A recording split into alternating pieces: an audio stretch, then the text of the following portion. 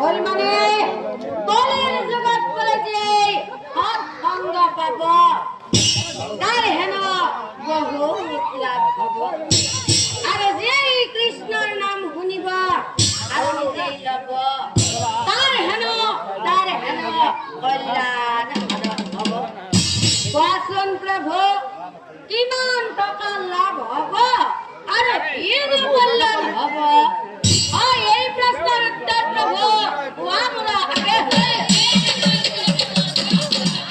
এই কাৰণে আহি আছো প্ৰভু মই তোমাৰ ওচৰে আৰু তেতিয়া নাৰায়ণে